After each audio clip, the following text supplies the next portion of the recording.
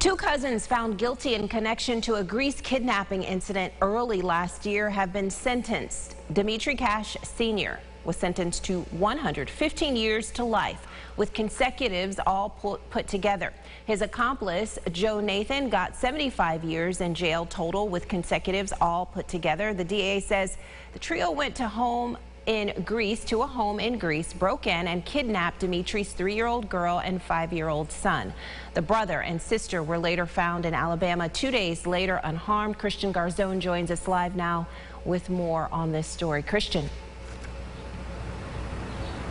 Well, Teresa, Dimitri Cash Sr. stood silent when the DA asked his name, the ADA rather asked his name, and he was quiet for the entire duration up until the end. He gave a speech talking about his constitutional rights being violated and raised concerns about the investigation, so on and so forth. He became hard to understand at a certain point, and the judge just wasn't buying it. She called him, quote, a pathetic excuse for a human being, and Cash did say the kids were his property, but the judge fired back saying, you are nothing more than a sperm donor in all of this. The assistant DA says Cash used his kids as pawns and possessions and asked the judge to put Cash behind bars for the rest of his life, and he's getting 115 years to life for it. The judge said she hopes he never sees the light of day again, but Cash stood defiant, saying, I will, as he was let out. Now, Joe Nathan Cash, like Cash Sr., said he objected to the court and listed a string of violations challenging all of this. The judge says, look, there's no excuses when it comes to Joe Nathan Cash either, calling him a coward and the whole situation sickening. He got 75 years in jail total, all said and done.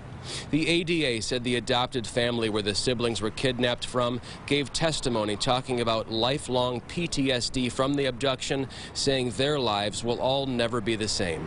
Here's the ADA now on what the judge handed down.